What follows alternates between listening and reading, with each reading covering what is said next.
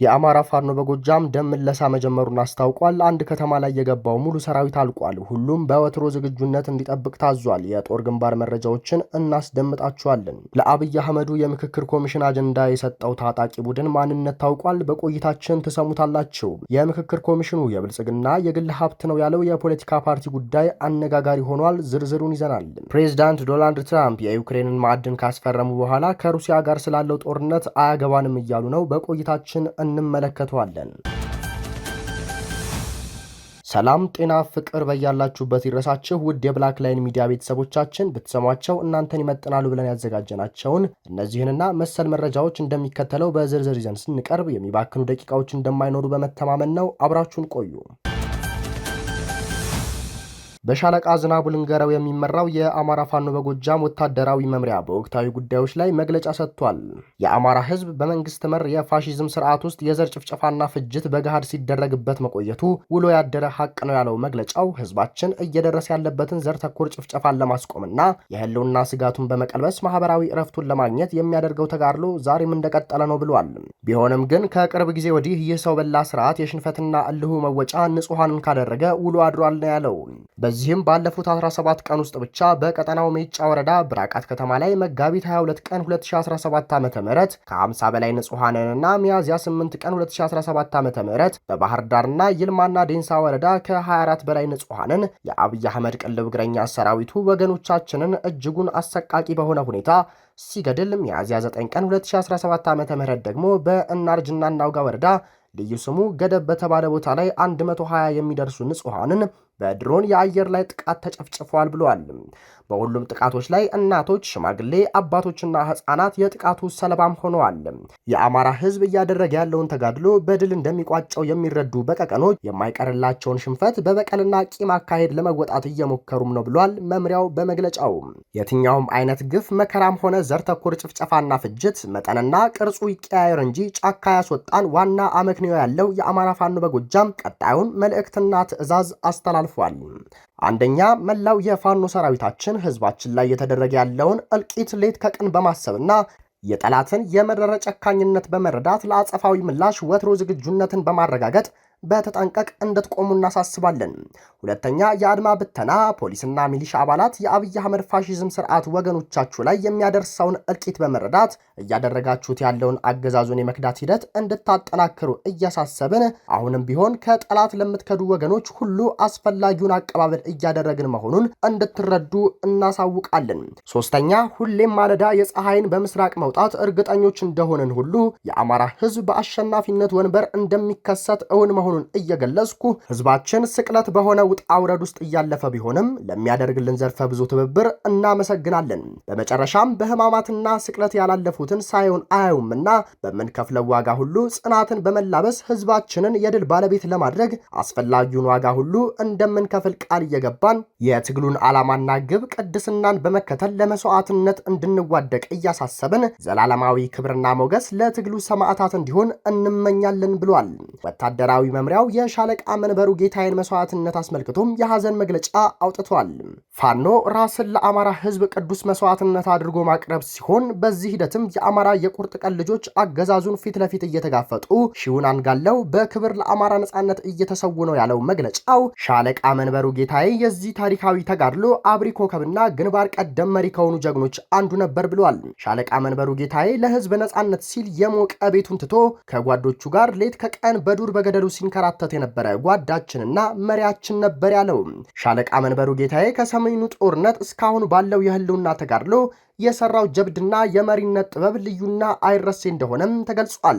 ሻለቃ መንበሩ የመብረቁ ተፈራ ብርጌድ አዛዥ ሆኖ ቀጠናው ላይ በእርሱ መሪነት ትላልቅ ጀብዶችን ሲፈጽም የቆየ ሲሆን በዚህም በሞጣ፣ በደጋዳሞት፣ በጎንጅ ቆለላ፣ በቡቡኝ፣ በሰዴና በደብረ ኤልያስ ድረስ በተባለለት ቦታ ሁሉ ጦሩን ይዞ ጠላት ላይ ከባባር ኪሳራ ሲያደርስ የቆየ ሲሆን በዚህ ሂደትም ባስመዘገበው ድንቅ የመሪነት ጥበብ የግዙፍ የተፈራ ዳምጤ ክፍለ ጦር ሰብሳቢ ሆኖ በዘመቻ አንድነት በሞጣ፣ በጎንጅ በወለላ፣ በወይን ውሃ፣ በቡቢኝ ድጎ ጽዮን ትላልቅ ጀብዶችን የሰራ ሲሆን ለአብነትም ቢቡኝ ድጎ ጽዮን ላይ በመራው የአንድ ቀን ኦፕሬሽን ከ96 በላይ ጠላት ደምስሶ ምርኮኛና ቁስለኛውን በአይነቱ ያደራረበ ጀግና ነበር ተብሏል። ደመላሹ ሻለቃ መንበሩ ጌታዬ በዛሬው ዕለት በምስራቅ ጎጃም ዞን ሰዴ ሙጃ ላይ ጠላትን ሙሉ በሙሉ ደምስሶ ድሉን ሊቋጭ ትንሽ ሲቀረው በመጨረሻ ሰዓት በቀረው ጥይት ራሱን ሰውቶ የአባቶቻችንን ታሪክ የሰራ ልብ በሙሉ ጀግና ነው ብሏል። መላው ሰራዊታችንን ህዝባችንና የትግላችን ደጋፊ በሙሉ በጓዳችን ሻለቃ መንበሩ ጌታዬና በተጨፈጨፉ ንጹሃን ስም ለምናውጀው ዘመቻ ወትሮ ዝግጁነታችሁን አጠናክራችሁ ትዕዛዝ እስከምንሰጥ ድረስ በተጠንቀቅ እንድትቆሙ ጥሪ እናስተላልፋለን ብሏል መግለጫው። የአማራ ፋኖ በጎጃም ወታደራዊ መምሪያ በቀጥታ ወደ ማጥቃት ዘመቻ መግባቱንም ተናግሯል። በዚህም ሰዴ ከተማ የነበረው የጠላት ኃይል ሙሉ በሙሉ ተደምስሷል፣ መሳሪያውም ተማርኳል ነው የተባለው። የአማራ ፋኖ በጎጃም የህዝብ ግንኙነት መምሪያ ኃላፊው ፋኖ ማርሸት ፀሐዩ ትናንት የወገኖቻችንን ደም በገፍ ያፈሰሰው ወራሪ ኃይል ላይ መብረቃዊ የአጸፋ እርምጃ እየወሰድን እንገኛለን ብሏል። በዚህም 8ኛ ክፍለ ጦር በእናርጅናው ጋር በዲማና አካባቢው የተንቀሳቀሰው እግረኛ ወራሪ ኃይል እያጨደ ከምሮታል ነው ያለው። ጀግናው ተፈራ ዳምጤ 2ኛ ክፍለ ጦር ደግሞ በሰዴ ከተማ በጎንጅ ቆለላ ወረዳ በርካታ አካባቢ በከበባ ማጥቃት የወገኖቻችን ደም መልሷል ነው ያለው። የአማራ ክልል ተወላጅ ሆነው ያለ አግባብ ለታሰሩ ሰዎች ድምጽ ያልሆነ ኮሚሽን ታጣቂዎችን ወደ ጠረጴዛ አምጥቶ ያወያያል የሚል እምነት እንደሌለው ኢሃፓ ገለጸ። የሀገራዊ ምክክር ኮሚሽን ከመጋቢት 27 ቀን 2017 ዓ.ም እስከ ሚያዝያ 4 ቀን 2017 ዓ.ም በአማራ ክልል ከተለያዩ ባለድርሻ አካላትና የማህበረሰብ ተወካዮች ለዋናው ጉባኤ የሚሆኑ አጀንዳዎችን ተረከብኩ ማለቱ ይታወቃል። ኮሚሽኑ በክልሉ ያደረገውን ይህንን ሂደት ተከትሎ በተለይ የታጠቁ ኃይሎችን ካለማሳተፍ አንጻር ከኢትዮጵያ ህዝባዊ አብዮታዊ ፓርቲ ኢሃፓ ብርቱ ትችት ተሰንዝሯል። ፓርቲው የኮሚሽኑን በባህር ዳር ከተማ የአጀንዳ ማሰባሰብ ልየታ ሂደት በተመለከተ ታጣቂዎችንና ጥያቄ ያላቸውን የማህበረሰብ ክፍሎች ያላሳተፈ ነው ሲል ተችቷል። የፓርቲው ዋና ጸሐፊ ወይዘሪት ሚስጥረ ስላሴ ታምራት የሀገራዊ ምክክር ኮሚሽን ታጣቂዎችን አሳትፍ ያለው ብሏል። እነማን እንደሆኑ ግን ግልጽ አልተደረገም። ተሳትፈዋል ተባለ እንጂ አመኔታ የለውም ብለዋል። የአማራ ክልል ተወላጅ ሆነው ያለ አግባብ ለታሰሩ ሰዎች ድምጽ ያልሆነ የሀገራዊ ምክክር ኮሚሽን ታጣቂዎችን ወደ ጠረጴዛ አምጥቶ ያወያያል የሚል እምነት እንደሌላቸውም ገልጸዋል። በኮሚሽኑ ገለልተኛነት ላይም አመኔታ የለንም ነው ያሉት። ከዚህ በፊት በሁሉም የኢትዮጵያ ክፍል ያሉ ታጣቂዎችን ለማሳተፍ ምን አይነት ዋስትና ተሰጥቷቸዋል ብለን ስንጠይቅ ኮሚሽኑ በእንደዚህ አይነት ጉዳይ ገና ስምምነት ላይ ያለመድረሱን ነው የነገረን። ይህን ሳይፈቱ ምክክር ማድረግ ምኑ ላይ ነው ለውጥ ያለው ግልጽ አይደለም ብለዋል። ከታጣቂዎች ተሳትፈናል የተባለ ነገር የለም። ኮሚሽኑ አሳትፈናል ካለ ተወካዮች እነማን ናቸው ሊዘረዘር ይገባል። ካልሆነም አሁን ፓርቲያችን ጥያቄ ያለው ብለዋል ኢሃፓ። አሁንም ድረስ የክልሉ የህዝብ እንደራሴዎች፣ ወንጀል የሚያጋልጡ ጋዜጠኞች፣ የማህበረሰብ አንቂዎች እንዲሁም ህዝብ ይወክለናል ያላቸው የምክር ቤት አባላት በእስር ላይ ናቸው። መንግስት ህገወጥ ናቸው ብሎ የፈረጃቸውን ታጣቂዎች ሊያሳትፍ ይቅርና ለታሰሩ ንጹሃን ዜጎች ሰፊ ድምጽ መሆን ያልቻለ ማህበራዊ ምክክር ኮሚሽን ታጣቂዎችን ወደ አንድ ጠረጴዛ አምጥቶ ያወያያል የሚል እምነት የለንም ብሏል። የሀገራዊ ምክክር ኮሚሽን በአማራ ክልልም ሆነ በሌሎች ክፍሎች የሚያደርገው እንቅስቃሴ ውጤት ያመጣል ብለን አናምንም ብለዋል። ሀገራዊ ምክክር ውጤት አያመጣም ያሉት ከምን አንጻር እንደሆነ ያብራሩት ጸሐፊዋ ከተሳታፊዎች ልየታ ጀምሮ ገለልተኛ የሆነ ሂደት የለውም። ማንን ነው የሚያሳትፈው ብለን ስንመለከት ከ90 በመቶ በላይ የሚሆኑት የብልጽግና ፓርቲ ተወካዮች ለፓርቲው ቅርበት ያላቸው ሰዎች ናቸው ብለዋል። አሁንም ቢሆን የሚወያየው ከራሱ ፓርቲ ጋር ከሆነ በዝግ መወያየት ይችላል። ነገር ግን ሀገርን አመካክራለሁ ካለ መሳተፍ ያለበት የፖለቲካ ልዩነት ከታሰሩ የማህበረሰብ አንቂዎች ከህዝብ ተወካዮችና ልዩነት ካላቸው ሰዎች ጋር መሆን እንዳለበት አንስተዋል። አክለውም ኮሚሽኑ ይህን አድርጓል ጥያቄ ምልክት ውስጥ የሚገባ ነገር ነው። ይህ ሁሉ ባሆነበት ሁኔታ በአማራ ክልል ብቻ ሳይሆን በየትኛውም ክልል ኮሚሽኑ የሚያደርገው ምክክር ውጤታማ ይሆናል ብለን እንደ ፓርቲም ሆነ እንደ ግለሰብ አናምንም ነው ያሉት። የኢትዮጵያ ሀገራዊ ምክክር ኮሚሽን በአማራ ክልል ባካሄደው አጀንዳ ማሰባሰብ ከፋኖ ውጭ ያለ ታጣቂ ቡድን ለውይይትና ምላሽ ለማግኘት አጀንዳ ማስገባቱን የኮሚሽኑ ሰብሳቢ ተናግረዋል። ፕሮፌሰር መስፍን አራያ ታጣቂ ቡድኑ ወደ ትጥቅ ትግል ያስገቡበትን ምክንያቶች የምክክር አጀንዳ ጥያቄዎች በማድረግ ወደ ምክክር ኮሚሽኑ ማምጣታቸውን ገልጸዋል። የኢትዮጵያ ሀገራዊ ምክክር ኮሚሽን በአማራ ክልል ከመጋቢት 27 እስከ ሚያዝያ 4 ቀን 2017 ዓ.ም በባህር ዳር ከተማ ባካሄደው የአጀንዳ ማሰባሰብ የፖለቲካ ፓርቲዎች፣ የመንግስት አካላት፣ ታጣቂ ግለሰቦች፣ የማህበረሰብ ወኪሎችና የተለያዩ ተቋማት እንዲሁም የማህበራት ተወካዮች መሳተፋቸውን ገልጿል። በዚህ ሂደት ላይ በክልል ውስጥ የሚንቀሳቀስ አንድ ታጣቂ ቡድን ለብሔራዊ ምክክር ኮሚሽኑ ጥያቄዎቹን የያዘ አጀንዳ ማስገባቱን ሰብሳቢው ፕሮፌሰር መስፍን አርአያ ተናግረዋል። ሰብሳቢው በአማራ ክልል ከሚንቀሳቀሱ ታጣቂ ቡድኖች መካከል አንዱ ነው ያሉት ይህ ቡድን ያሉት ጥያቄዎች በአጀንዳነት ለኮሚሽኑ ያቀረበው በትክክል ውይይት ተደርጎ መግባባት የሚደረስበት ከሆነ የትጥቅ ትግሉን ማቆም ይቻላል በሚል እምነት መሆኑን ለቢቢሲ ገልጸዋል። ፕሮፌሰር መስፍን አክለውም ታጣቂ ቡድኑ ያቀረበው አጀንዳ በህገ መንግስቱ ማዕቀፍ ውስጥ ሊጠየቁ የሚገባቸው ጥያቄዎችን የያዘ መሆኑን ጠቁመው በታጣቂ ቡድኑ የቀረበው አጀንዳ አሁንም ከመግለጽ ተቆጥበዋል። ታጣቂ ቡድኑ በርካታ ታጣቂዎች ያሉት ነው ያሉት ፕሮፌሰር መስፍን አርአያ በክልል ውስጥ የሚንቀሳቀሰው የፋኖ ቡድን አካል አለመሆኑን ተናግረዋል። ለሀገራዊ ምክክር ኮሚሽኑ አጀንዳ አስገባ የተባለው ታጣቂ ቡድኑ ስለ ኮሚሽኑ ለማወቅ በተደጋጋሚ ሙከራ ማድረጉን የገለጹት ሰብሳቢው በመጨረሻ በኮሚሽኑ ላይ እምነት ስላደረባቸው በዚያ ምክንያት አጀንዳዎቻቸውን ልከዋል ብለዋል።